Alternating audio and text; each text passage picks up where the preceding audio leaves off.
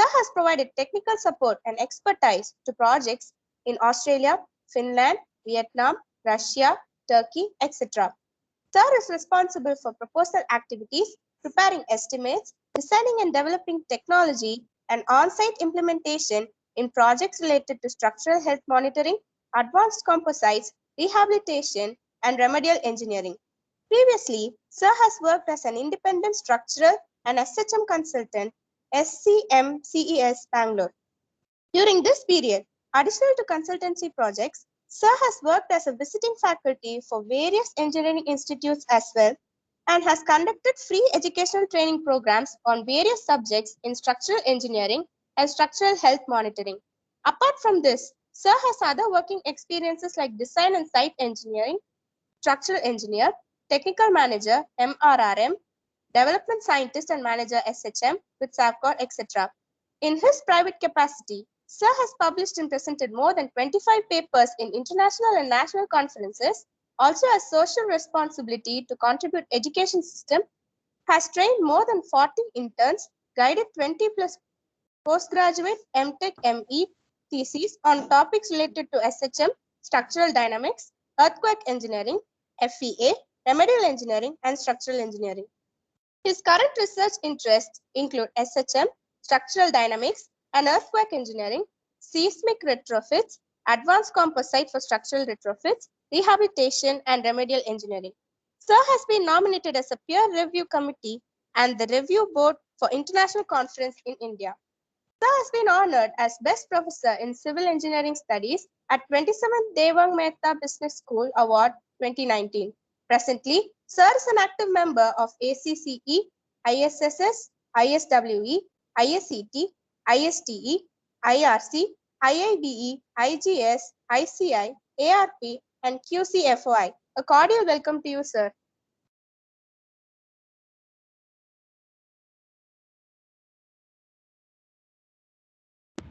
Sir, over to you, sir.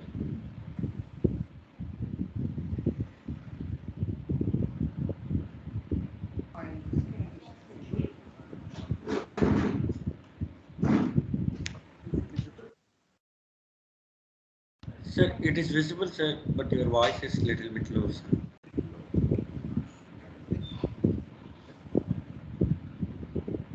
Is it still low now?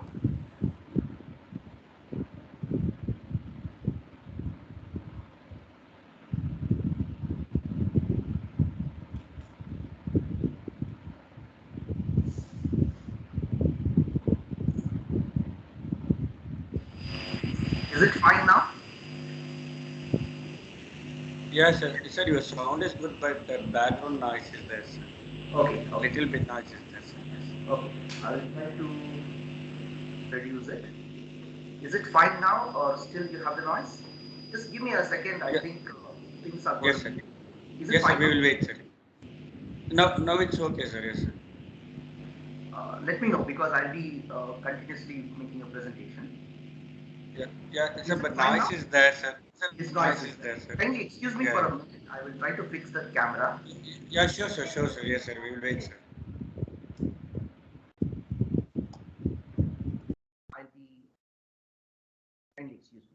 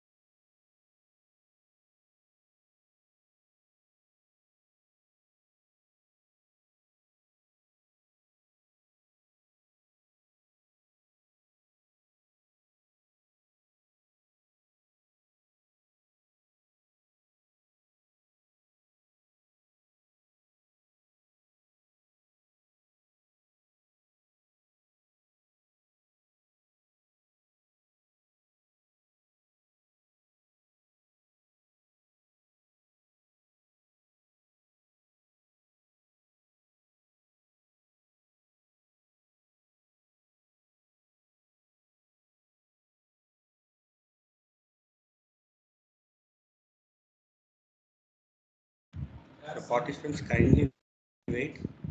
The resource person is checking with the audio, so please hold on.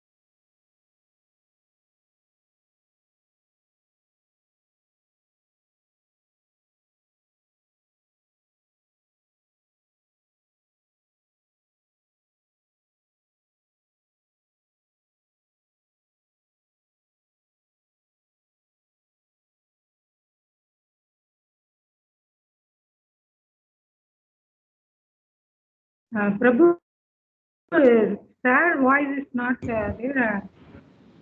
Is Ma'am, yes, ma'am. There is a background noise, ma'am. Sir is checking with that, ma'am. Okay.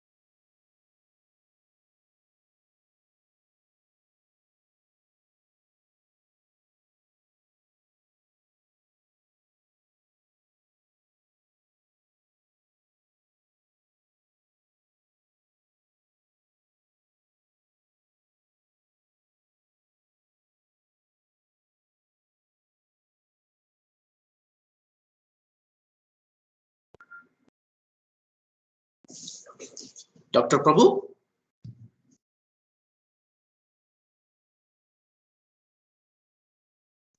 Dr. Prabhu? Am I audible to all?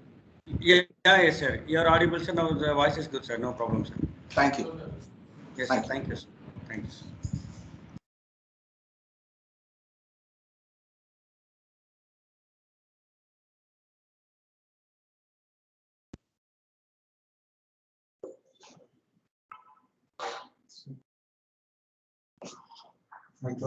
Yep, it's, thank you.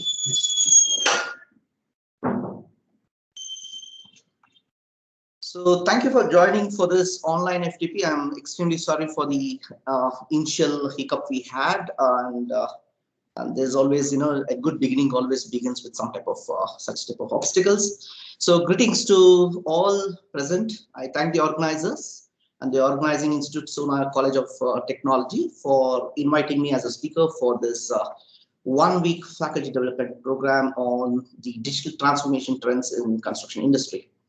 So on behalf of my department and PES University, I wish the organizers and the hosting institute and the department a grand success. And I must be very thankful to Dr. Prabhu for the kind invitation and the department staff, the organizers for their kind words and the introducing staff for introducing me to this gathering. And as I've been introduced, I'm Professor Chandramouli, right now working at PES University as a professor of Department of Civil Engineering. Over a period of 15 plus years, I've been into the industry and was responsible for the structural health monitoring job and business, and as well as advanced rehabilitation engineering. Now, although the theme of this FDP is digital transformation trends in construction industry, I wish that we could have all met in person and shared the knowledge offline. Since, as you all know, human connections and connecting with human is the highest means of effective and efficient transformation. So, nevertheless, I'm very much pleased to share the knowledge through this online FTP. Now, I'm very happy to be here on this Friday, the first day of the Navaratri. Now, I thank you all for joining and taking time from your busy schedule to attend this online FTP to share more about digital transformation in civil industry. Today, I'm going to walk you through the introduction. Basically, I will be looking into the basics of structural monitoring and the Internet of Things in construction industry. The topic is going to be quite simple and it will be easy for anyone to understand and as well as implement if in case they are really required to implement. Before I start my presentation, and I would like to thank all my teachers. As you all know, I must be acknowledging to all my teachers for their contribution, because today whatever I am because of my teachers. So I would start my presentation with reference to all my teachers. And before we start our presentation, I would like to introduce to a few of my projects that I was involved in, and this would help the participants if in case they require some information or clarification. That is not just limited to this presentation, because this presentation is going to be an introductory to the structural monitoring as well as the IoT. So if in case you need to have specific clarifications on any type of projects or anything related to this particular stream and my specialization, I'd definitely be happy to discuss and clarify. Now, the few of the projects that have been involved in the earlier days are the structural health monitoring of Route 2 Bridge in Vietnam, and the online monitoring for the Golden Horn Bay crossing, that is in Russia. Then online monitoring of Neva's cable stay bridge in St. Petersburg, Russia again.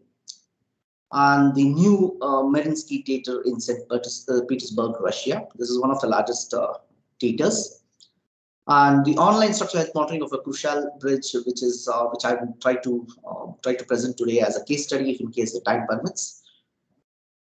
This is the load testing and the periodic monitoring of Route 2 bridge, that is ROB bridge in Jammu and Kashmir. The structural health monitoring of a 120-meter span steel truss bridge in Bengaluru in Karnataka. Then some of the load testings have been conducted in various bridges, and very few to name is the viaduct that is of BMRCL to evaluate the dynamic augmentation coefficient. Then the vibration monitoring of various industrial buildings for various reasons, and only few that are quite interesting to be presented to the to develop the business as well as quite knowledgeable and where things would fail. So I've taken only few. This is vibration monitoring of an industrial building. And some of the studies which we have supported indirectly or subcontracted on the measurement and the investigation of human comforts to vertical vibrations caused by the electromechanical equipment for various buildings. But this is one of the case studies that is quite interesting. Then we have done a lot of support to the research candidates who would like to do their research on something related to the sensors and the sensor-based vibration damage detection techniques, that is forced and free vibration of latex-modified fiber-reinforced priestess sleepers that we have conducted at Bengaluru University, and we were the supporting team for them. We have done a lot of block tests on the soil properties to understand the dynamic properties of soil. We have done block vibration tests and various studies on the measurement of street pole, because this is quite a good business in various countries. So we have done street pole vibration analysis for various clients. So we have also done on the effect of floor vibration due to moving vehicle because of the construction that is happening. So therefore, if in case I provided just a few glimpses of the previous projects that I was involved in, and I'll be happy to share my experience and knowledge, not just limited to this presentation, which I'm going to present right away. Now, the topic of my presentations, today's presentation is structural monitoring and Internet of Things in construction industry, or the civil engineering. Okay, so just to get a confirmation, am I audible and my voice clearly visible and my presentation on the screen? Sir, it's all okay, sir. The voice, audible, screen, everything is clear, sir. Thank you. So thank you. So now we'll continue. So the outline of my presentation is going to be a general introduction to structural monitoring, then introduction to IoT. Okay, so introduction to structural monitoring, introduction to IoT technology, general application of IoT technology, case study, and concluding references. I'll be closing some few references that you can refer to. Now, general introduction, most of us would like to know what is structural monitoring is all about, because I believe that not all would be aware of this subject. Although, they would have a basic idea. I will try to do my best to introduce as well as give an understanding to those people who are just new to the subject. Now, as we all know that civil industry is a evergreen and ever growing. We built what we call as the living champions to all. Now, if you take a closer look at the previous pandemic, now there are a lot of people who couldn't survive, but the only thing that survived is your buildings. And where you were safe and you were in heaven is you are in your home safe. So what we build is the living champions, and therefore civil infrastructure and the construction technology, which has evolved over many centuries, are right now is in the phase faster than what we thought earlier. So it is developing at the rapid phase. So therefore, the civil infrastructure and construction technology have evolved through these centuries and are at a phase faster than ever.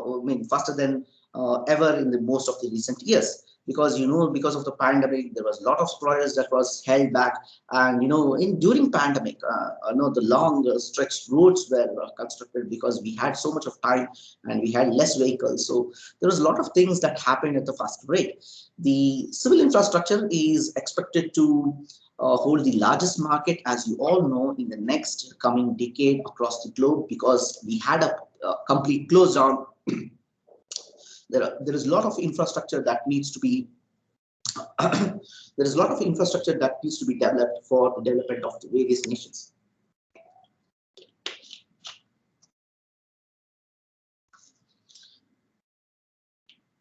So actually, it is projected that India will be one of the world's third largest construction market by 2025. This was projected just before pandemic. And because of the pandemic, this could be extending about 2 or 3 years. But by the way, we are already reaching there. Now, generally what we call the civil infrastructure, it includes all those facilities that I'm talking about, or the critical structures such as bridges, dams, tunnels, highway, and buildings. Now, in the construction industry or the civil engineering, what is the status today is that due to rapid urbanization, there is a necessity for new construction, and for those structures that are already existing, that needs to be retrofitted. So we have new infrastructure and we have the aging infrastructure. Now, as we all know, the present day structures and the recent development in the construction technology has enabled the construction of modern structures. It consists of modern complex design. It includes the complex geometry and conditions.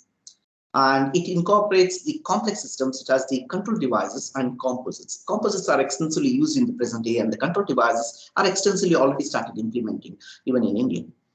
So, and it is built with advanced materials. We are going as close as 100 MPa, and the performance and durability are always taken care of. So, and we are supported with more sophisticated analysis and design, and also supported with rapid construction methodology. We are able to raise the buildings in a week time. So therefore, it's quite a complex situation, and these structures are subjected to what is called aging, and as well as to accommodate the modern, the volumes and the uncertainties that are there, that are present, and these structures are subjected to various conditions. And by the way, today we are able to reach the targets of greater than 1 kilometer of tall structures and the span of more than 2 to 3 kilometers on bridge. So therefore, but the deteriorating infrastructure that is there, which is already existing infrastructures are deteriorating. So therefore, this deterioration is a worldwide problem, and it particularly in the developed countries as well as in the developing countries.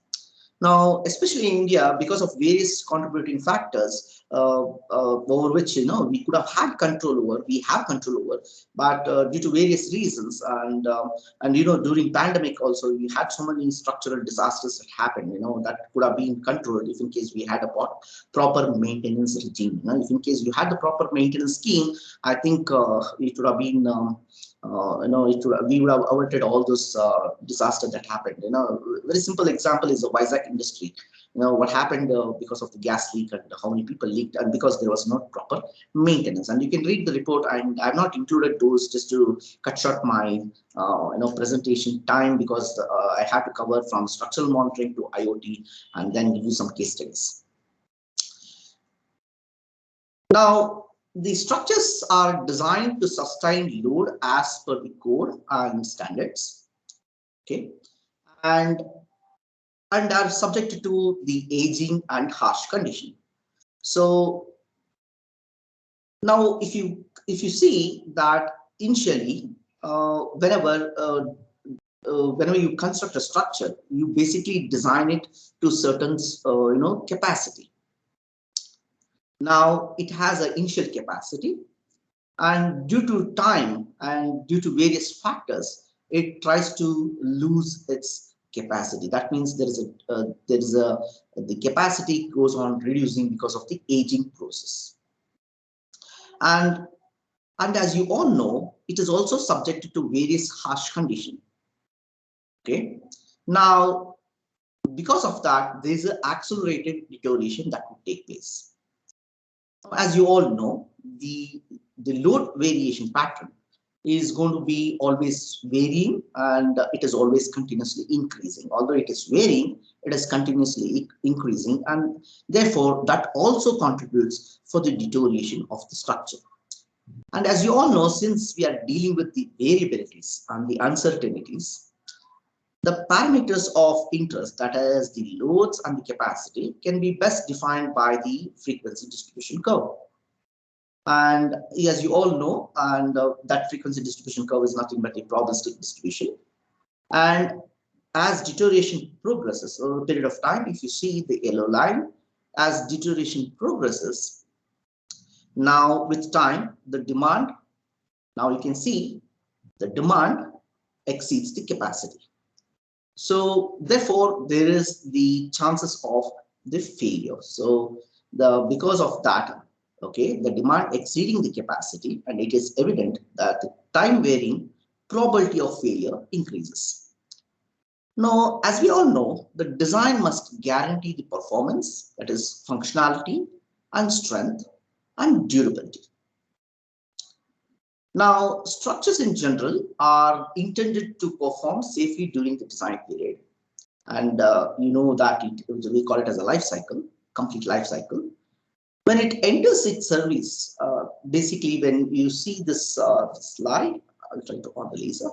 Okay, when it enters the design life, or it starts performing, or when it is designed, it is initially at its, you can say it is at perfect, and it's in good agreement with the engineer's expectation of the day. Okay. And over the period of time, the structure loses part of its initial capacity. Okay. And then when the structure is found to reach a limit of acceptable minimum performance, it undergoes a repair to recover its initial capacity. Now, if it is neglected during this process, I know, no, you may have to see further further progress in the deterioration, and it could lead to various further failures. Now, as you all know, once in a design life, it has to be subject to some type of extreme event like an earthquake or the tornado. Once we have it undergone some type of an accidental loads, and therefore we call for the investigation, and then further, if in case there is a required, we need to retrofit, and after the extreme event, and therefore the same cycle repeats. That means after the retrofitting, the deterioration process continues. Now, what you have to notice here is based on this, a structure that is initially designed deteriorates over a period of time, and once it is inspected, it is also retrofitted, and then in a lifetime it will be subjected to some random event, and therefore after the event, if in case there is a possibility of inspection, there is a possibility of retrofitting, and further it starts deteriorating. Now, what is interesting is, now what is more uncertain or is the time at which the structure starts deteriorating. So we are not aware at what time the deterioration will take place, and at what point we should start looking into the structure or inspecting the structure. Now, as you know, the rate of change of these deterioration is not clear, because the X parameter and the Y parameter, that is what is the capacity and what time it starts, up to what point it will start deteriorating, and the rate at which it is deteriorating is all uncertain. Now, in order to have the exact knowledge and how these things are working, so we need to go for a probabilistic approach, which is dependent on the data and information. Now, the reactive-based maintenance is basically still a reality in civil engineering, and it's still being practiced even in the developing countries and developed countries. But the preventive, that is the time-based and the condition-based, still is not often practiced. But but present day, what is required and the technology what is available can also give us the chances to get into the predictive or the forecasting based method of maintenance. Okay. So we have various questions here: at what time it is going to deteriorate, and when it is going to deteriorate, when to start maintaining, and when to start retrofitting, how much it is retrofitted, and what rate it is deteriorating after retrofitting, and a lot of parameters are involved. And for understanding it better, we need a probabilistic approach. For probabilistic approach, we need lots and lots of data. In summary, in general, civil infrastructures are subject to various conditions, that is aging, increasing demand, aggressive environment, and other factors, which would lead to the damage and deterioration. And if in case we have the inadequate performance assessment, there are various cases I have maybe in the later days someday when I make some presentations, or you can join some presentations. I will definitely give you some of the examples. In various of my presentations I've done that. So I-35 bridge is one of these great examples. So where you have the inadequate performance assessment, and consequently there is a decreasing capacity and increasing the risk of failure, and the final consequence is the failure of a system. Now, as for an engineer's problem, obtaining the reliable data is always the first and the fundamental step of finding a solution. So we need basically more information, and from more information we get more knowledge, and from knowledge we can understand failures and how it is going to behave. Therefore, the failures and their analysis will lead to an insight, and it will improve the design of the structure that we are trying to look into, or the future structure that we are going to design. Now, in most experiments, or in most of the experiences, certain quantities are measured, and then other quantities are determined from the measured data. Now, as we all know, we do the experimentations, or we try to get it from various other sources. Now, associated with each of these the measurements, what we do, we have the measured uncertainties also. Now, when a final result is determined from the measured quantities that has got uncertainties, and that will also result into the results that are uncertain, or lead to an uncertainty even in the desired result. So whatever you're looking for, because of these possibilities of uncertainty getting into the measured parameters, your results are also uncertain. So, or you can say that uncertainty in the derived results. The procedure by which the experiments or the researchers determine the uncertainty is the final result for measured uncertainty, and it's basically called the error analysis or the propagation of uncertainty. As you all know, if in case you are making a measurement in present time, and as we all know, the uncertainty also increases over a period of time, and in the distant future, this uncertainty is going to be quite high. So therefore, because of these uncertainty involved, the result also, the derived result is also having the highest possibility of uncertainty, and the propagation of uncertainty, you can see that it's going to be clear over a period of time. Now, in the present day, the structural health monitoring or structural monitoring of civil infrastructure is being presently accepted by majority in civil engineering faculty as the potential method for assessing the condition of the structure.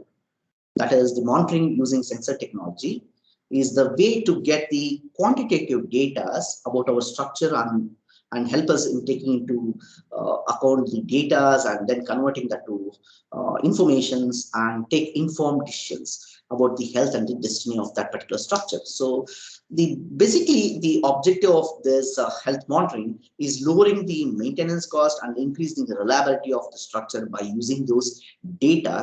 And those data are also having the possibility of uncertainty, because you are also taking the time of the propagation of uncertainty, because you're taking the measurement at that time with the uncertainties and you're taking a measured action. Therefore, there could be it could help in the design of a new structure as well as on the existing structure.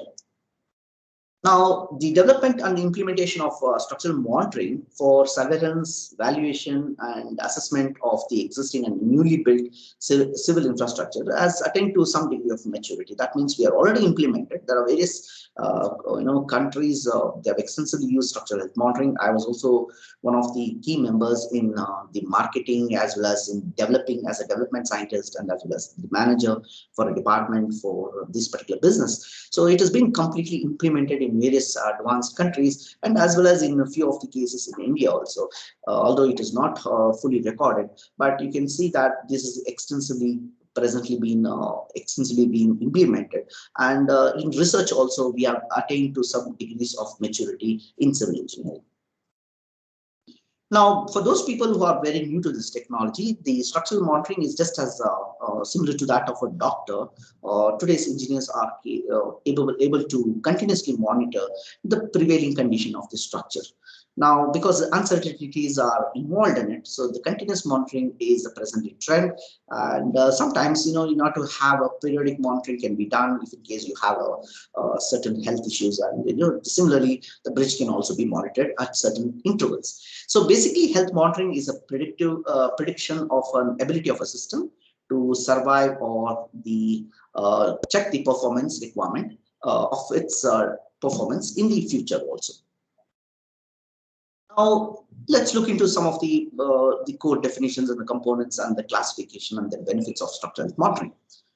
Now, we can define the structural monitoring or structural health monitoring as a technology-driven automated solution where whereby sensing devices are installed and remains in place on or in the structure, with the intention of capturing structural data on a continuous basis over a period of time for the purpose of objectively and accurately assessing the structural performance. This is the right definition. This encompasses various things which I've already introduced to. So I hope that this definition would help you to understand what is structural monitoring. Now, structural health monitoring is basically a combination of psionics, that is structural engineering, electronics, and the data science. Now, psionics is a term that was coined in 2003. That is the application of the electronics in civil infrastructure or civil engineering. Now, the monitoring were applied, the health monitoring was applied for the usage monitoring, health monitoring, the quality verification, or the maintenance monitoring, that is reactive, proactive, corrective, preventive, and predictive maintenance. So these are the monitorings were extensively used for various purposes. Now, while most of the engineers will agree on the definition of structure, now, as I said, the monitoring purpose was many. Now, the word health had different connotations and meanings. Actually, it meant differently for different people. So, to counter this problem, many practitioners today, that is, who are into these the core health monitoring, they would try to simply avoid the word health and simply refer to the structural health monitoring as structural monitoring, to avoid the confusion. So this is well documented also, and you can check out. And there is a lot of debates about this, why this decision could be a good one. As I said, the monitoring schemes were utilized for various purposes. So therefore, the health, which is having a it's having a widespread meaning, and as well as it will be quite confusing to specific cases. So therefore, structural monitoring was presently being used for. So therefore, we will call it as structural monitoring. And if I mention as structural monitoring and structural monitoring, it means the one and the same in the initial stage. Now, the application of structural monitoring to civil infrastructure does not rule out the routine inspection or visual inspection, NDTs, the non-destructive evaluation, short-term monitoring. So most of the time, in various cases, when I was into the projects, so I've seen most of the engineers asking that if in case we are installing some monitoring schemes, they expect the system to perform well and give us a complete report on what is happening on the health of the structure. But that is not so. It also includes all the other routine things that is done for the damage assessment and the retrofitting schemes. Now, the structural monitoring related terminologies that is being used in various domains, as well as in this particular civil engineering domain, is that non-destructive evaluation. And it could be also meaning structural monitoring or measurement, and structural health monitoring, condition monitoring, or damage prognosis. So the same word, the structural monitoring, also can encompass these many streams. That means if in case you are reading any document related to non-destructive evaluation, it also falls into the category of structural monitoring. If in case you're working on condition monitoring or the damage prognosis, that also falls into the category of structural monitoring. Now, each monitoring project presents its own peculiarities, and although it is possible to standardize most of the elements of the structural monitoring system, each application is unique in its own way. Okay, and basically, it is how you can possibly classify the monitoring of a civil infrastructure according to the several categories and subcategories based on the type of monitoring. And that is, you can have a scheduled monitoring, and that is based on the time schedule, the sampling rate, the objects, the phenomena, instruction, and response. So therefore, now you know that, if in case you're going for a particular bridge and you're trying to monitor only the stresses onto it, therefore you will call it as the structural monitoring, or you will call it as bridge monitoring of stresses of a bridge. So therefore, using these classifications, you can combine these classifications, and you can classify or categorize a particular monitoring scheme. So let's say we are continuously monitoring a bridge. We can call it as continuous monitoring of a bridge. Now, if you call if you say that you're monitoring a bridge, or in that particular bridge you are trying to monitor one of these structures, you can say the continuous monitoring of a pier structure subjected to various deformations using the optical sensors and finding its dynamic response. So you can make a combination of it, and by this you can easily make a classification on the structural monitoring scheme, because there are so many possibilities, and not one person could be an expert in various fields. I myself, although I have been into various projects, I'm still limited with my knowledge because of the diversity and the vast amount of things that is involved in this particular scheme, that is structural health monitoring scheme. Now, the modern structural monitoring system consists of 6 main components, and that is the structure. The first is the system, what we call a system or a structure, and the next is the sensor, the data acquisition system, we call it as DAQ, and the data transfer and the storage system, data management system, data analysis and diagnostics, and finally, and you get into the final diagnosis, or you get into the system identification or model, development of model, or the conditions, or predicting the remaining life. Now, as you all know, SHM, basically that is structural monitoring or monitoring system, is it's basically a networked, well collaborated, multidisciplinary activity. Now, by this you should understand, if in case you want to develop a monitoring system or a monitoring scheme, or you want to develop a monitoring business, now you should be aware what are the different multidisciplinary activities that will be involved in, and you will understand that how much of complications are involved in it, and how much of well collaborated and well networked system you should have in place just to develop your business or your monitoring technology. And basically it consists of components, and you have the hardware, and then you have the disciplines that should be involved. So you can see that various disciplines that are involved. Since we are dealing with civil infrastructures, we need civil engineers. And since we are dealing only with structures, let's say, and in that we are dealing only with bridges, therefore we need a bridge expert. Now, if in case we are dealing with the monitoring of the environmental conditions, that is the noise pollution or the air pollution, then we need an expert in environmental science, that is civil engineer with the environmental science expertise. So we have this particular infrastructure here. What I meant is that you need to have that expertise in place, and then that expertise will have an opinion on what to sense and what to take the recording from, or what is the quality he needs to look into, what are the threshold values. So you will give the input, and later you need to communicate with the sensor technology guys, and then sensing technology, and further that to communication technology, storage guys, signal processing, and then the few people who are involved in statistical analysis, and as well as the power technology. So these many people are involved, and the disciplines are involved, and the hardwares are, these are nothing but in civil infrastructure. We need the infrastructure.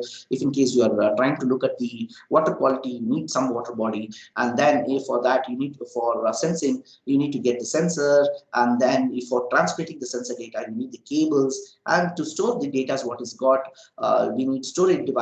Then the signal processing, if in case you have a lot of noise, that is as you know, in the morning we had the lot of noise in my mic, so we need to have some filters. And then further, when we have done all these things, we need to look into the data more from the statistical point of view, because we're collecting the data over a period of time, and we need to take this data, and all these are supported with the power backup. So therefore there are so many things, there are so many components that are well collaborated, and as you can see, that is, we have various components, hardware, and various disciplines. And basically, whenever you want to develop a business, or you want to develop a scheme, or you want to develop a system, or you want to do a project, so you need to have a well networked, well collaborated, multidisciplinary activity.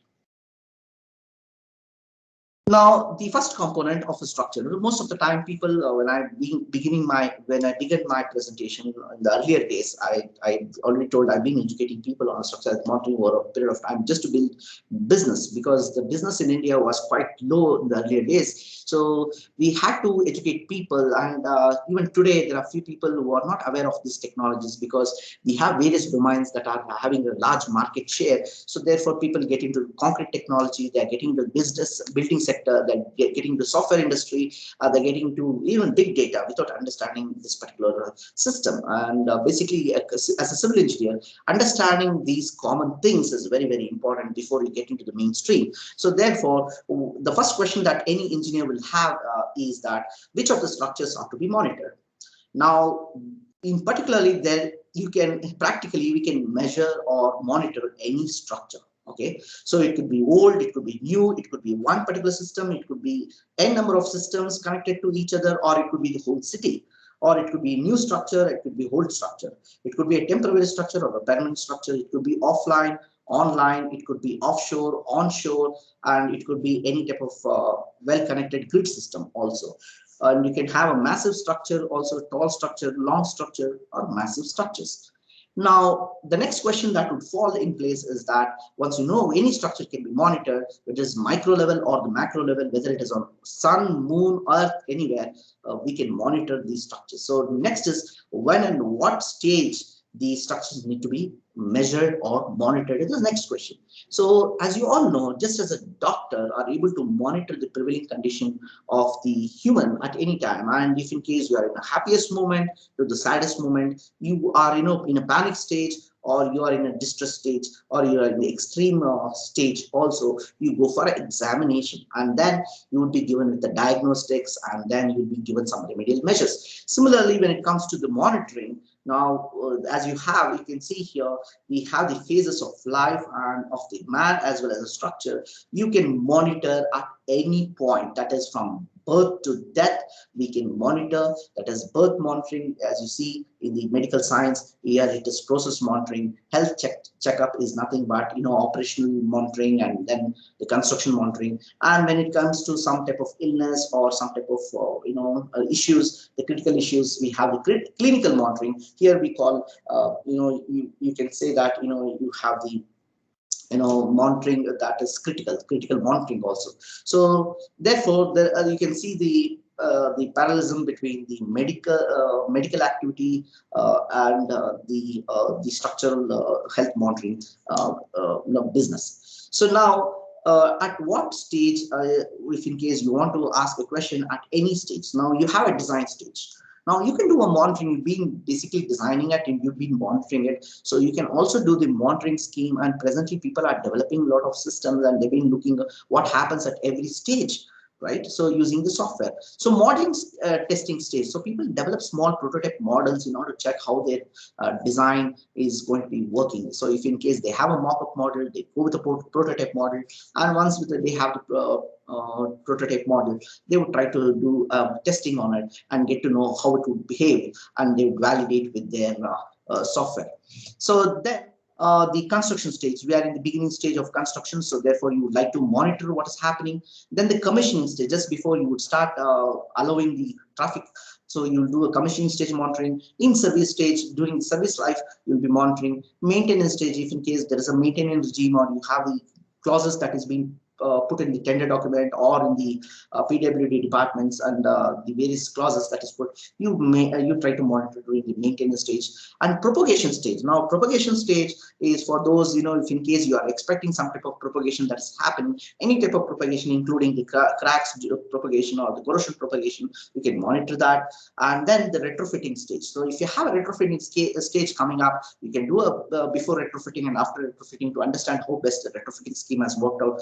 And if in case you're mobilizing a structure, these days the trees are being mobilized, the old monuments are being mobilized to a safer place. You also mobilize structures. This is a present day trend to move the whole building, to raise the building also to certain height because of the change in the road levels. So therefore, that is also called structural mobilization, even from the horizontal as well as vertical mobilization. So you can monitor before and after and during the mobilization also. Demolition. The next is the demolition. You know that there is various projects that is being demolished. It's been on the WhatsApp group that China has demolished various of their projects. So the demolition, when you are doing, you need to monitor what is happening in and around or surrounding the particular building. There might be a lot of vibrations that could transfer to the next healthy building, or there could be a lot of pollution that could happen. There could be noise, and you need to monitor and you need to keep everything in norms. So therefore, you need to understand this demolition. We try to monitor before a demolition takes place and after a demolition takes place to the adjacent structures or to the adjacent surroundings. So basically, we can implement the monitoring to the entire lifespan of a structure from the beginning to the end. So at various stages, we try to plug in some monitoring scheme. We have a new name to it. As I said, you can have the various combinations of what we categorize, and then you can make a combination and you can define your structural monitoring scheme or a project. So therefore, when you see there is a construction, there is service, and there is a renewable period of a structure. So you try to monitor either the ambient or the traffic or any of the other loads that is going to come onto the structure. And if you want, you can also continuously monitor these things as well as what is happening with the structure. Or else you can also monitor it during the initial stage, that is at the construction. So construction monitoring, the commissioning monitoring, inspection monitoring, Damage monitoring, if in case it is in the service, and as well as before the renewal, you can do the damage monitoring, and after the renewal, you can do a retrofitting monitoring. So you can see that. So when you do these, you have something called, during commission, it's called as proof testing, and during inspection, it is called as load testing.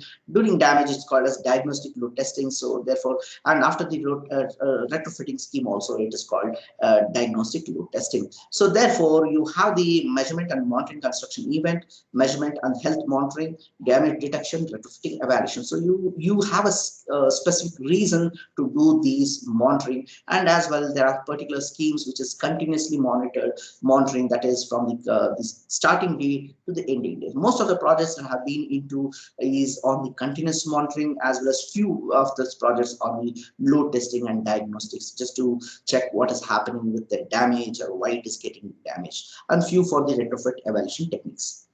Now, which of the components or the section of the structure can be measured is the next question. Now we have understood what type of structures we can monitor and when to monitor. And now we are looking into what type of structure, which particular section of the structure to be monitored. Either you can go for the whole structure to be monitored, or you can take one particular portion of a structure to be monitored. You call it as global monitoring and local monitoring. If in case you have some specific conditions wherein you want to take a look at what is happening at a particular point, you can go for the local monitoring. If in case you want to know what is really happening in the whole structure in the global level, you can go for global monitoring. Now the next is a sensor. That's a very prime important component of the whole scheme, which is nothing but sensor, and it's a first level device which collects a response of what you want to measure. So therefore, what are the different, what is a sensor? First is just, that's the question, and next is the type of sensors that is available. Now, if you look into the general books and the textbooks definition, in general, sensor is device for sensing the physical variable of a physical system or an environment. Then if you go be very specific, you can refer to the Institute of Electrical and Electronic Engineers, and they give a very formal definitions, that is electronic device that produces electrical, optical, digital data derived from a physical condition or event.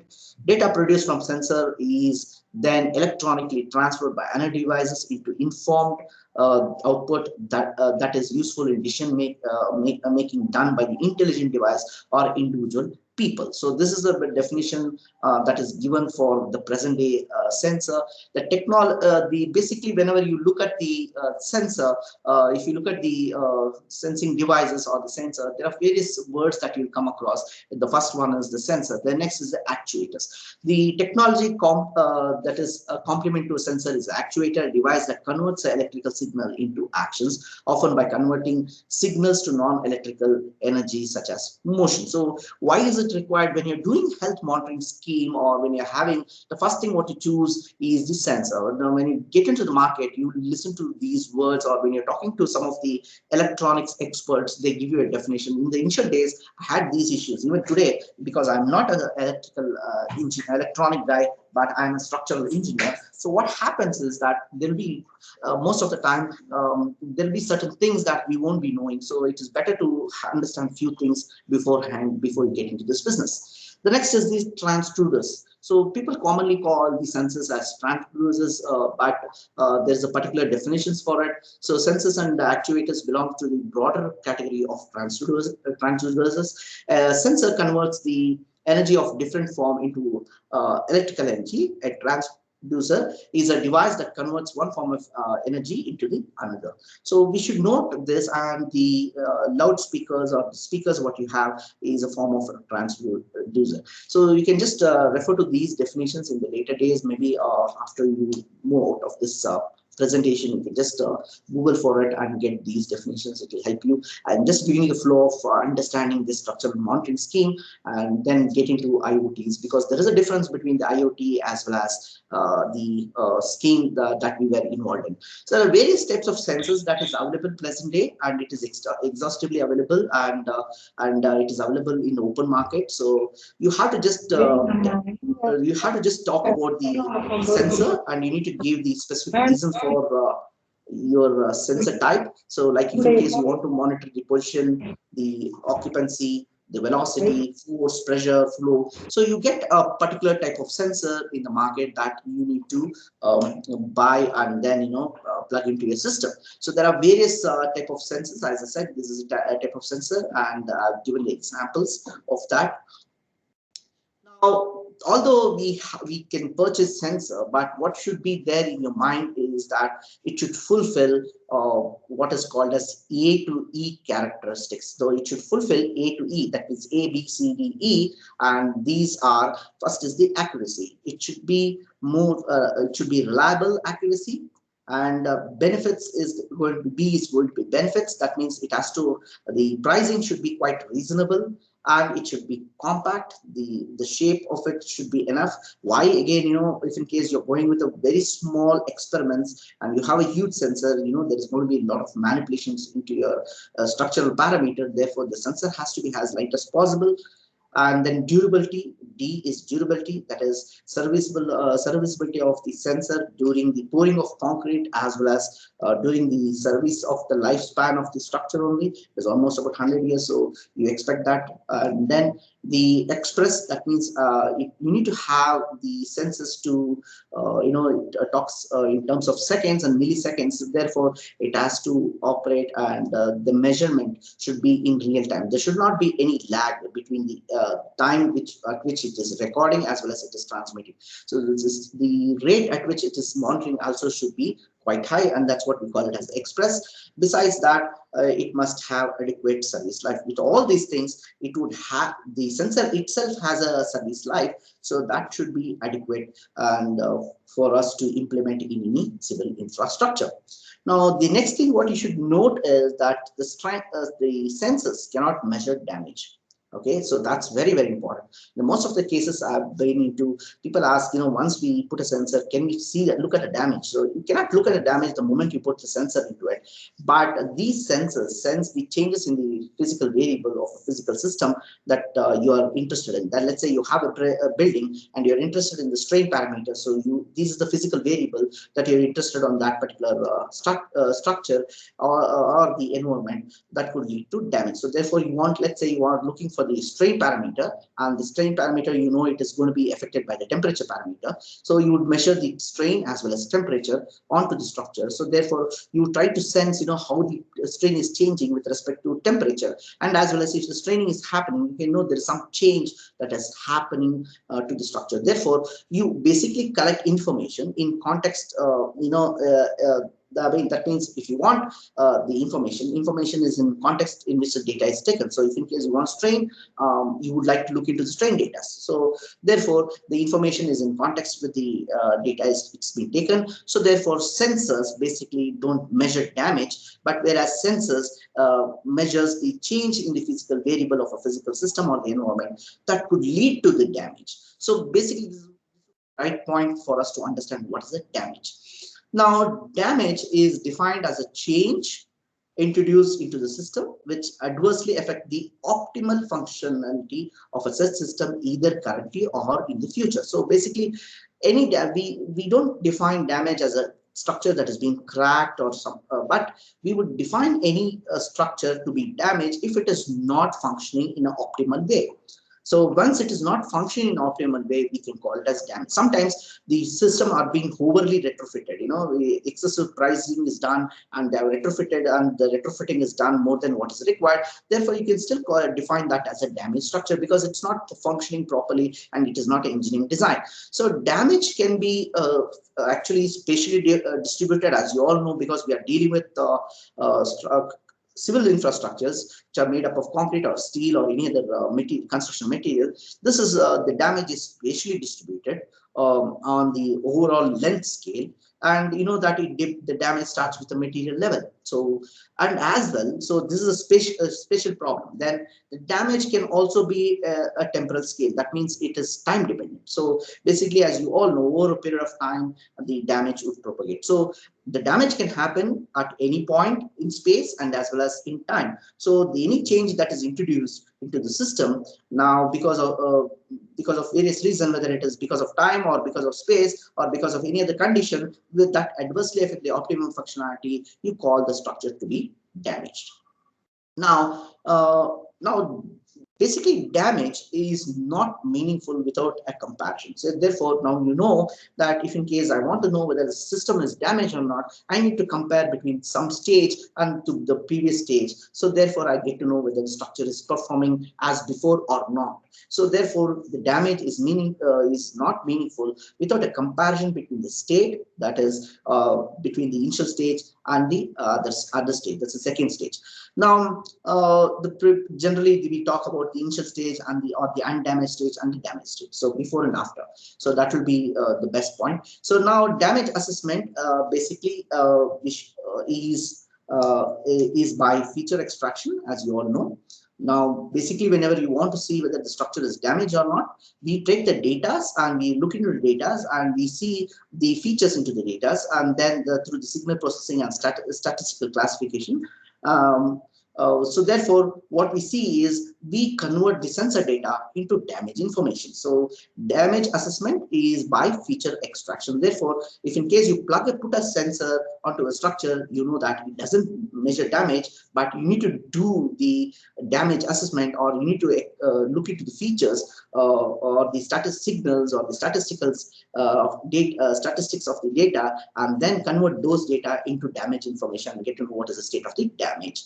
So therefore, what are the different type of sensors that is available? So if you go into market, if you talk to this sensor expert, these days there are open markets. Earlier days, we need to just look out for those sensor providers and discuss with them and develop a sensor. But these days it is openly available. If you just define it, the sensor experts will definitely give you what is required for your particular application.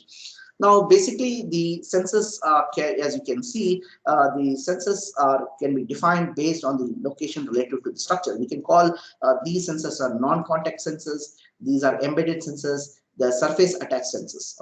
Okay, there are various names that you can go on giving, and it could be the sensors that are embedded at a particular location for the damage location, or between a composite, embedded in a composite. So we call it as non-contact, contacted, that is surface attached, and damaged or embedded sensors. As well, the conventional type of sensors, that is electrical based or electronic based, are there are various types of sensors, that is surface bounded, glued, welded, clamped, bolted, concrete embedded, composite embedded, and these are the things. And present day, these are commercially available. Okay, so there are various types of sensors that is available by various sensor providers. So you can look into it. Those manufacturers, they have a detailed, and there are various types of sensors. You need to be very, very specific on what type of sensor you are looking for, on what is your particular case. Because I myself, have done in the past. I mean, when I started my first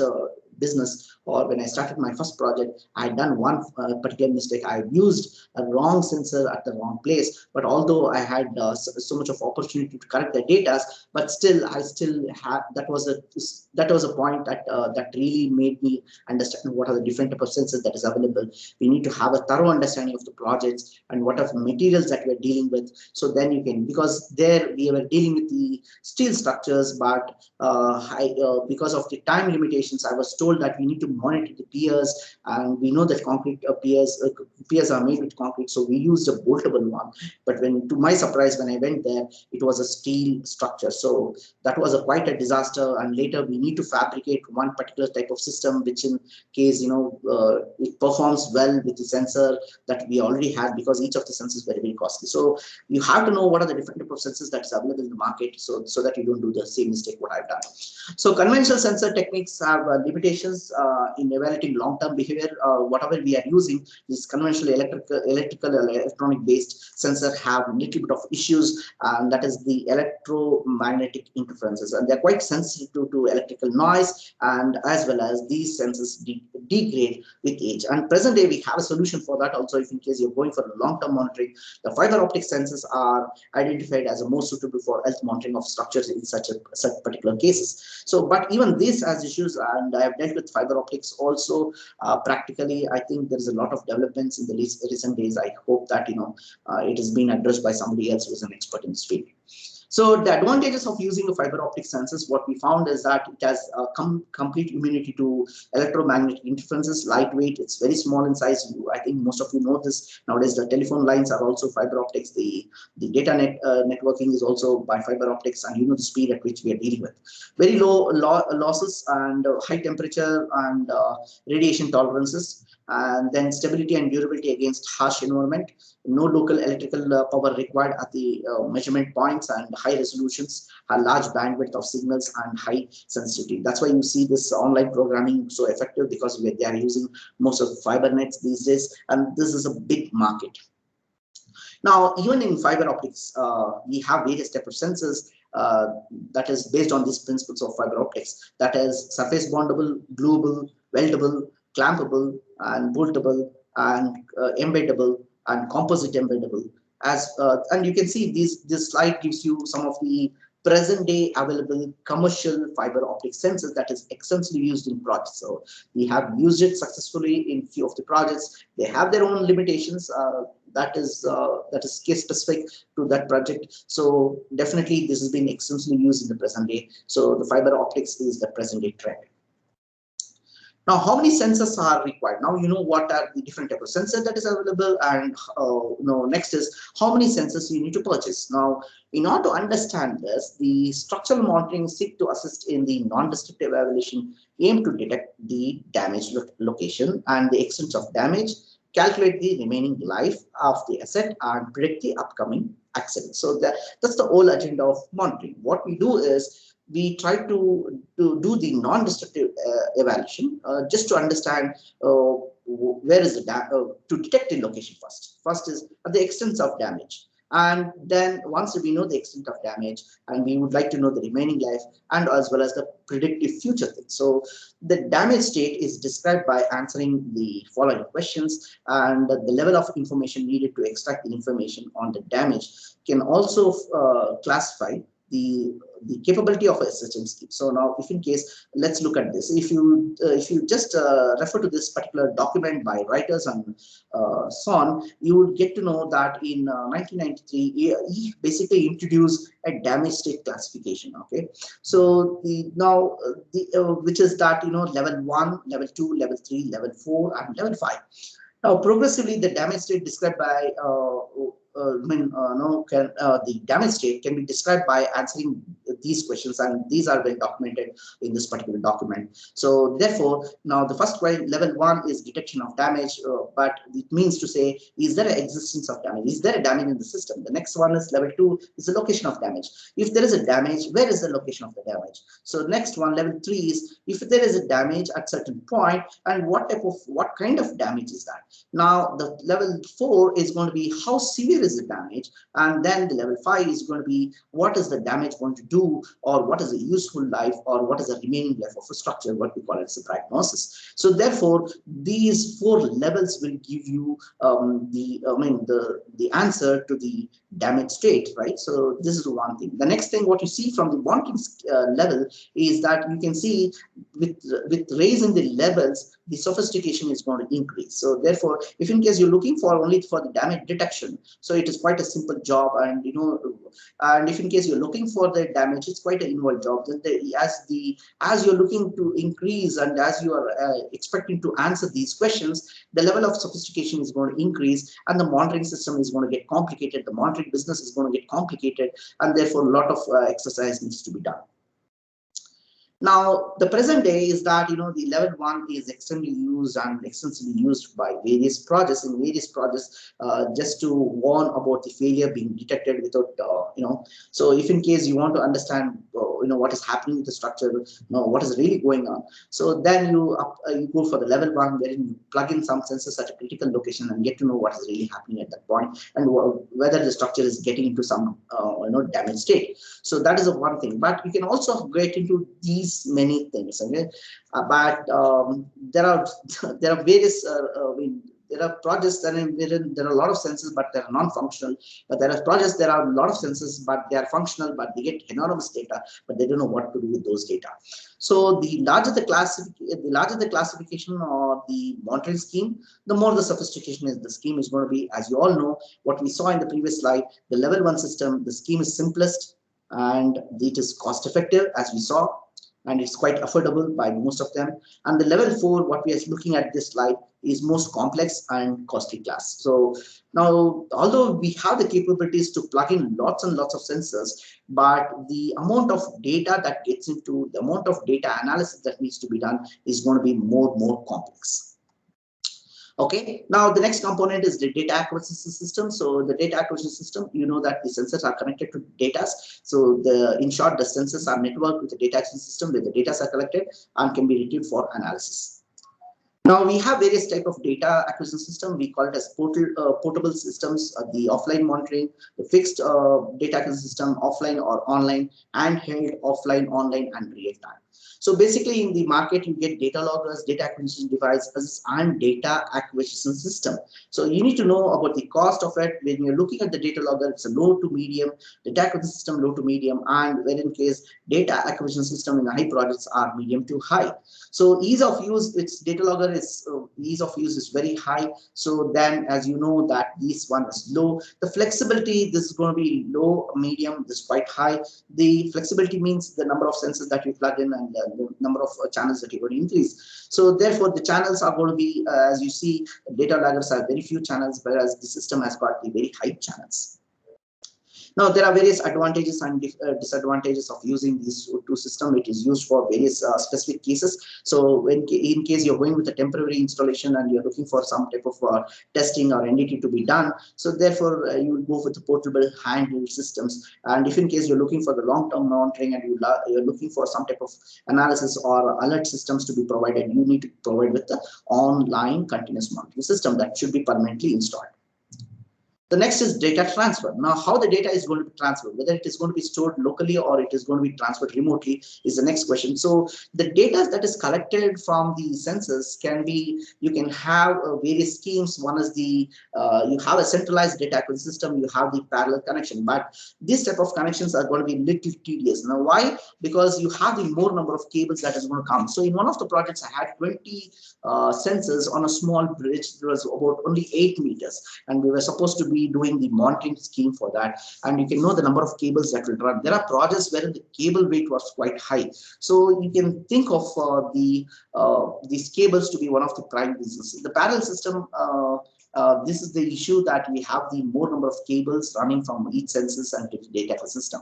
But the latest development on the development later days was the distribution data system, wherein we had a series system, and I was also one of the involved person in the development of such a system progressively. So over a period of time, I have given my inputs into it, and this has helped a lot. That means all the sensors are connected in series, but it has its own advantages and disadvantages. The advantages and disadvantages of it is the advantages and disadvantages of it is going to be we have the parallel system. If in case there is one sensor that fails, there's no issues. But if in case in this system, even if the wire cuts, the main wire cable cuts, the whole system is going to stop. So therefore, this is the main disadvantage. And these days, we are going with a distributed data acquisition system, which has a discrete wireless connection, which are sending the data. So there are various networking schemes that we all know, the wired and as well as wireless networks. We have the LANs and the WANs. Okay, and we have the various schemes like fully wired system. You have the distributed sensor network, and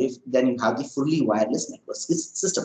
And these are extensively used in various products. And this is the present day trend in the labs as well as in the office as well as in the field. So although my presentations looks neat, but when you get into the labs, you can see that these are the present day conditions. We have so many wires and so many systems that are pretty huge, and that needs to move onto the bridge to collect the information. Now I've been working with the systems that are in a series system, and as I said, this is one of the bridge in Australia that I had the opportunity to work with one of the PhD candidates as well as with one of the consultants who understand the vibration of the bridge because of and as well as the temperature loads. So this is the bridge. You can see here there's one single wire that is moving, and you can see there are multiple sensors that is coming out of the single wire. So this is the single network system. This is quite inspired by the fiber optic sensors. So you can see the fiber optic sensors that could run on the bridge. One single strand can run, and you can have the number of sensors on it, the limited number of sensors over it on a single strand. Therefore, this is also a series system, and This is extensively used even on the field. So I'm just giving you an explanation on what are the different type of sensors that is available that can be used. So basically you can see here it's a single strand, that is the fiber optics that's moving all over this particular block and trying to monitor the strain. You can see there is this is the extensometer, and basically you have a block here. They are seeing how the temperature is varying this particular block. So these are two sensors, but these are the fiber optics. So you can see that we have the single cable coming, and then you can see that it is in a series system. The sensors are there. So you have one sensor here. You can see there are multiple sensors: 1, 2, 3, 4, and 5 and 6. So this is just basically looking at how the blocks are moving. So in a small block experiment, you can see how many sensors are put, and you can expect the data to be voluminous. Now we have a data issue. So now the next component that we need to know as the data storage is, now in civil infrastructure, we have the large infrastructures and the number of sensors are quite huge. Now we have an issue with the deployment. So that means we have large amount of data. So we have the largest structures with the sensors are quite minute. So we may have to have more number of sensors. Now, whereas when it comes to the analysis of the structure, we need to understand that the changes that happens onto the structure is time varying. So continuous monitoring is expected. So when you have the large number of data, we have the large volume of data, and that is a deployment density issue. And when you have monitoring over a period of time, that is for 24/7 for many years, so almost about 20 years or maybe 1 year also, the amount of data that is going to come is quite large. So therefore, you have two reasons related to issues of sensor deployment. The second one is related to frequency of monitoring. So you have the sensor that is deployed onto the structure. So you have, because of the civil infrastructure being large, you have more number of sensors that is related to deployment issue. And the next one is the frequency of monitoring. So how much of data is stored? So if in case you want to have a basic idea, so any sensor would have a minimum of 3 channels. Let's say you have a sensor of 1 channel, and you have the bit of the maximum bit. These days presently we are using in civil engineering the maximum I'm talking about. We are going with a minimum of 8 bit in your lab or 16 bit. But on practice, these days they're going even with 32 bit. But let's say we are going with the 24 bit, which I was working in the earlier days. So now if you're going with the 24 bit, you can see that per hour we are getting a 1 megabyte of storage. Okay, so if in case I'm measuring the 1 channel per year, you can see we're getting 1 GB of data. So now you can have an understanding just 1 channel, and any sensor will have 3 channels, or if in case you have 20 sensors and multiply those sensors, you can just multiply how much of data that is being stored. So data storage is a big issue these days, and you're into offline teaching and online teaching. So how much of data you've been storing on your, even the webinars that you're conducting, you've been recording it, and how much of data is being stored in your local systems or in the cloud. So the next component is the data management. Although you have all the data and stored and everything, you need to manage it. So what is management? Is like you need to have the data. Most of the time you have a data retention policy. Now you have a policy in your college that these recordings would be lasting only for a month or maybe a year or this semester. So data retention policies are a critical component of data archiving. So once you have a data retention policy in force, all the information you have in your network, you should also record the retention period. Basically, you may have an agreement with Microsoft or anyone else or any similarly, we have, whenever you're looking for structural monitoring, we have an agreement how much of years. Basically, we record the data for 20 years. We have an agreement for 1 year initially, and then for the 3 years, then for the 5 years, and then progressively for 20 years. But you have to understand that data management is not a simple task. It has got, you need to have online, fast, safe, reliable access. You need to give access to them. It has to be cost effective archiving, storage and allocation, effective long-term retention. You need to have a very good retention period, data recovery and retrieval. If in case there is some issues, you need to retrieve it. Automatic data replication. If in case you need to replicate it, there should be some type of automatic procedure, data duplication and privacy control. So these are the things that are included in the data management.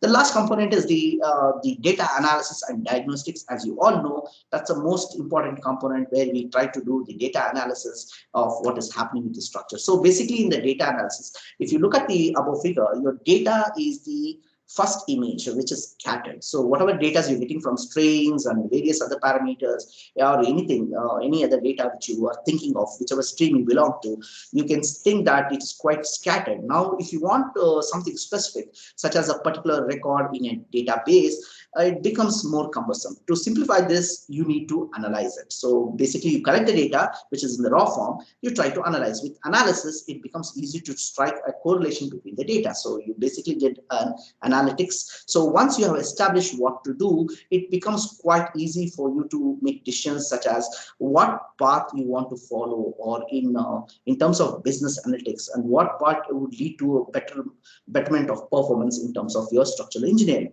But you cannot expect people in the chain above, or always, whoever is dealing with your structural health monitoring to understand these data that you are providing to them after analytics. So basically, you do take the data, which is quite scattered, and later you do put some analytics and, then do some type of information gathering, and as well as take some intelligent decisions. But as you all know, on the chain line, people are not good enough. So basically, you need to provide a data in such a way that, or the data that is transformed into information in such a way that could be easily understood. So we have collected the data, we have done some type of analytics, and we have also taken some intelligent decision. But the end user or the users between may not know this particular activity. Therefore, we need to provide it more simple. Therefore, we call what we call as data visualization. So you collected the data is being already processed, but you need to provide your end user or the users who don't understand anything about the data. See, basically, it should be so simple that the large amount of data that is gathered and that is being analyzed, the analytics has been performed. Then you need to put it in such a way that the human mind processes the image, visual image and visual graphics, as you all know, better than that of the raw data which we had earlier. So therefore, we expect graphs, the lot of graphs or the gauge way of indication. So you have various gauges that you will indicate what is really happening. So it's always easy for us to understand a pie chart or a bar compared to a raw number. So now you may now, if in case you're wondering how it is done, there are experts and there are platforms that will help you these days. As you all have done your master thesis, as well as, if you're doing so, you use your Excel, wherein you have the data in your Excel, and then you convert that to a pie chart and bar chart. Similarly, if the data are continuously being pumped in to your this one, you can show those data variation. Then this data visualization will aid in complete simple understanding of the what is happening onto the structure in real time. So in short, if in case you have a data interpretation and evaluation, let's take you have the structure that has been put with a lot of sensors like temperature sensor, strain sensor, displacement. Sorry. So speed, inclination, and accelerometer. So once you have got these sensors, and once you have put that, and you have a lot of data coming from these sensors, and what we do is we do the interpretation of it. What you do by this interpretation, you can have programmed interpretation. That is, you can detect the anomalies. You can study what is happening with the sensor, where the sensor is being put. You can do a model validation, threshold check, and damage detection also. This could be all done even using some machines. And then later, you pass it on to it and you convert that information. You basically try to do some data analysis on these things, what has been already interpreted in short by these computers, and then you take some action. So this is a basic example of the monitoring scheme. So the structural monitoring systems can be designed to answer two distinct categories. As we saw in the initial stage, I told you today the present day trend in civil engineering is either we have the new structure or we have the old structure. Both are having uncertainties, and we need to look into those uncertainties and need to develop our system, our understanding of the system. So the structural monitoring system can be designed in order to answer the two distinct problems categories, that is, as a warning tool for the existing structure, as well as a preventive tool in a new structure. So therefore, this is what we call, in the sustainable development, this is what is being incorporated. Okay, so as you all know, there are a lot of benefits that I would we can go on talking about these things, but few of those that will help you to understand what are the main benefits. The development and implementation of the structural monitoring system, although it is capable of fully achieving the objectives or whatever you are looking for, and the benefits is quite a challenging task. Although I say that you can really do the monitoring, but the achieving the objective is also quite a challenging task. And we need to have a well coordinated interdisciplinary research or for adaptation of these innovative technology. Every time there is new innovation, that is sensor or computation, or that is the instruments or the algorithms, we need to plug into it and then get the benefit out of our system. So therefore this is basically the well coordinated interdisciplinary research. In order to get the complete benefit, we need to have a well collaborated system. But in general, there are various benefits. That is, monitoring reduces uncertainty, as you all know. That is what we are looking for. The monitoring discovers hidden structural results. Monitoring discovers deficiency in the time and increases safety. Monitoring ensures long-term quality. Monitoring allows structural management, and monitoring increases knowledge or the knowledge base. So now we have understood what is structural health monitoring. So if I'm allowed to continue, I'll be able to continue. So kindly let me know if in case I can continue. I will be taking about half an hour more, maybe. Is it fine? Sir, actually the 11 to 11:30 is the interval session, sir. Fine. Break So, session. so can I continue? I need to 5 to 10 minutes, sir. Okay, fine. Thank you. Yes. So I will try to run because I think there is we just lost about 10 to 15 minutes. I think I lost over there. But anyway, but what we need to understand is that the IoT is a different scheme all over. Okay, so it's not similar to what we understand. Okay, so the inclusion of internet connected devices in construction industry, also known as the IoTs in construction, as benefited the industry by reducing the operational cost, enhance productivity and efficiency, project management. So the Internet of Things has been regarded as the extension of internet and can be significant change to the world actually. So basically we have a lot of sensors that is being deployed, as you all know. So the IoT platform refers to the system that can connect to physical objects via a network.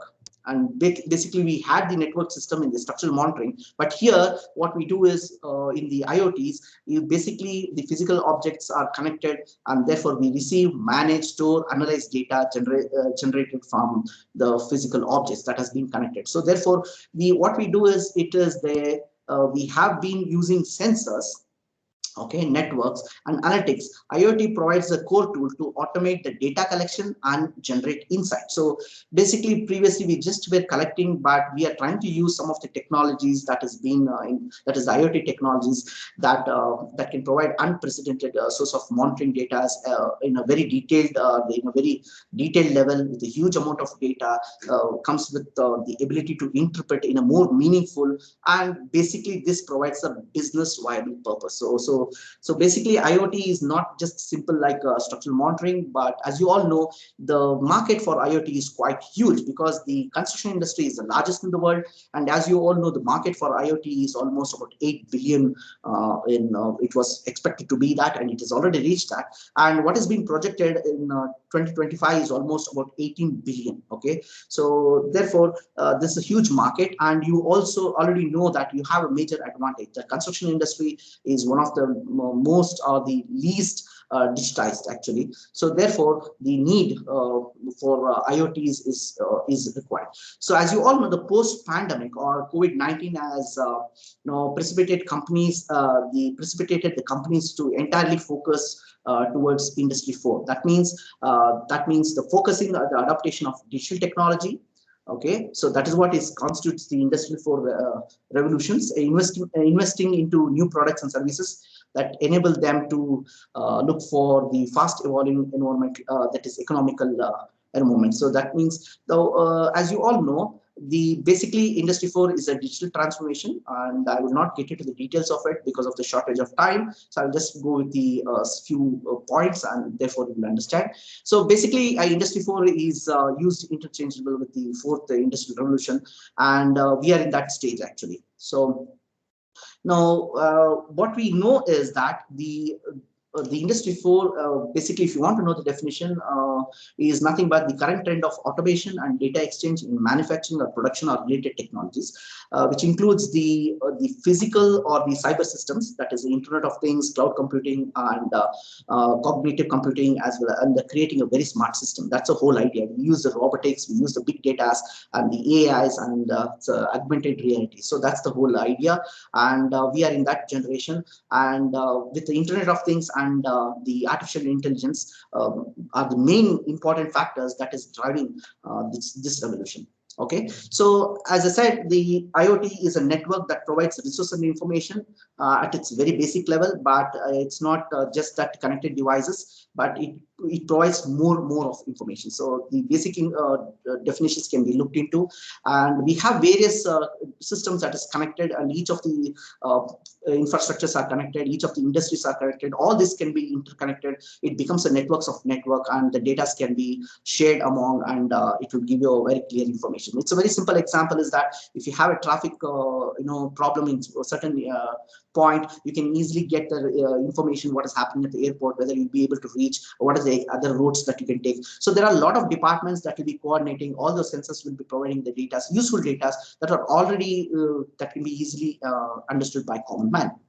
So I will just skip these things. Or the present day we have something called Internet of Everything. So it has got 4 pillars, and the people, process, data, and things. But so basically it is if in case you want to know the Internet of Things, is that it is the equivalent of railroad lines, including the track and connections. Whereas the Internet of Everything is that is related to ticketing and the staff, the customers, the weather conditions, everything that is related to if in case you are looking for case you are looking for a travel to the train. Okay, so the essential components are hardware, embedded programming, IoT security, very important these days. That's the present day talk. Networking and cloud integration, data analytics and predictions, artificial intelligence. Okay, so I'll just run through this. These are the senses that we used: embedded programs, security. I'm sorry, we have a short of time, so I had to, but I'll just progressively run through the slides so that you will get to know what I was trying to present. So basically, we have to understand that at the end of the day, from the IoTs, we get the data.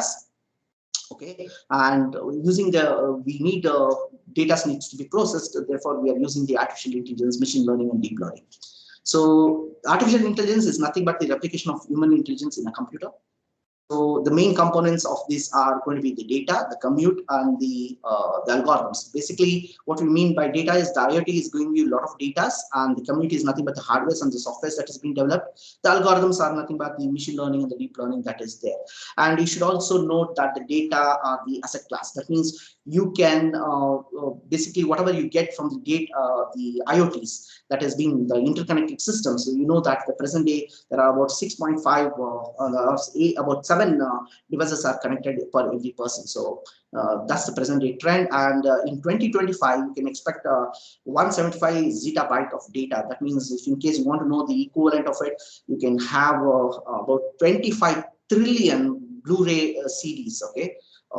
That would be there.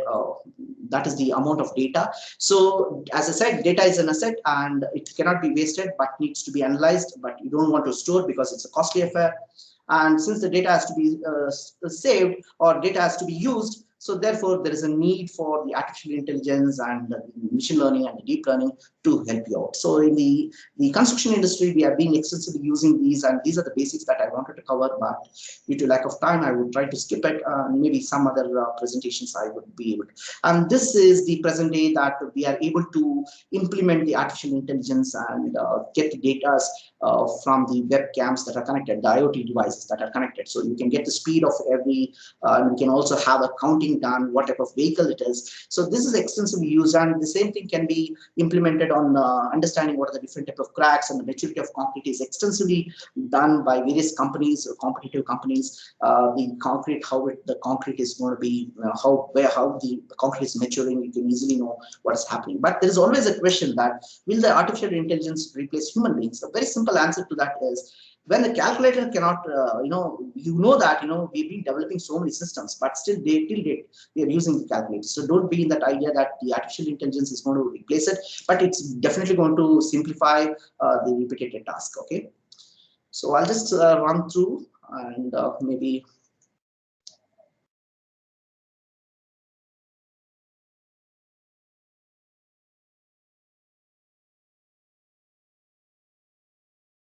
So the application of IoT is we have smart cities, we have smart, the smart cities, we have various applications, smart environment, we have this, then smart water, then we have smart metering, industrial control, agriculture, and then animal farming. So the and home automation is presently the day trend, and everybody knows about it.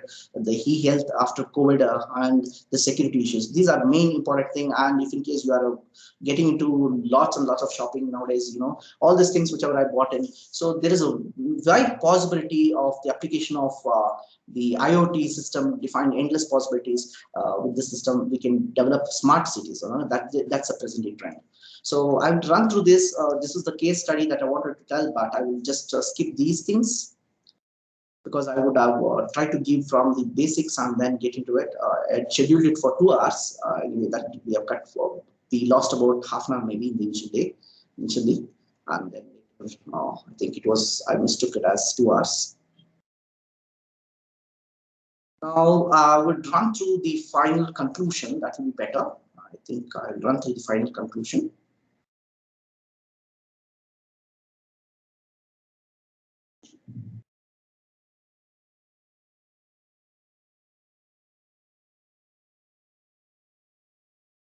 Okay, now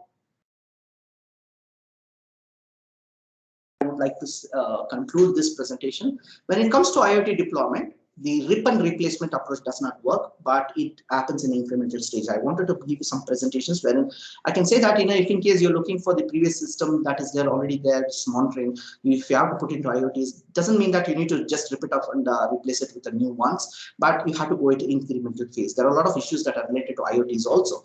In reality, hardware is only one aspect of IoT success. Most of them think that if you have a hardware, you can have a success of the IoT scheme. It is not so. Your sensor must integrate seamlessly with the digital infrastructure that empower the people as well as system to operate more productively. So otherwise, the IoT isn't worth an investment. So the purchasing high quality IoT and sensors and transmitters is only valuable if you can empower people with accurate data that derive business transformation. Ultimately, your digitization or whatever we are calling as digital transformation efforts has to create long-term values and make life easier for your team. So basically, the mission of any technology is to provide as much as information as possible in the most simplest and most complete form to be used by those to make the decision. So if you take a scenario like this, because of COVID pandemic, everybody would have undergone this. So you've been using a lot of systems. We have a lot of experts and we have a lot of panic persons. And we can see here, this is one of the conditions where the person is completely in a very bad state and the family members are in a very distressed situation. And you can see the system, the sensors have been providing data, but we don't know.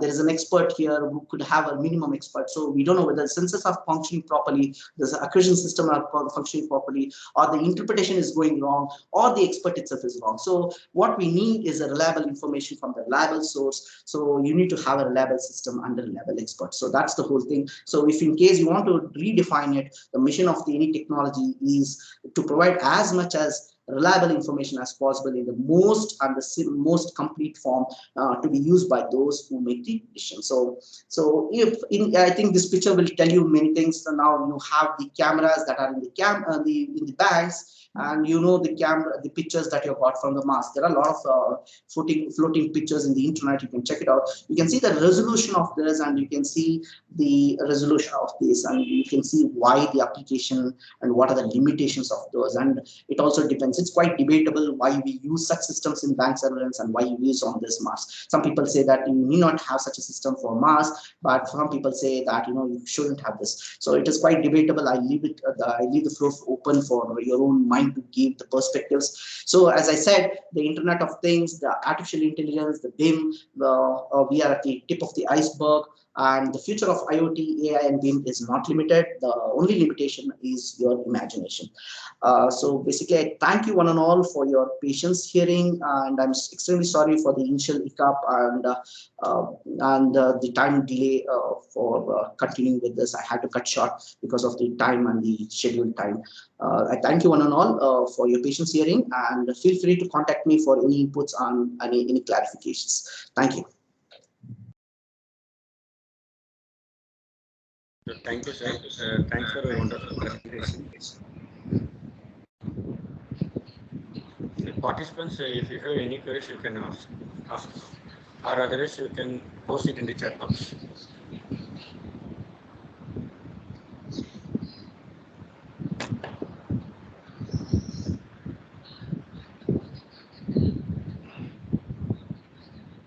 Participants, any queries are there?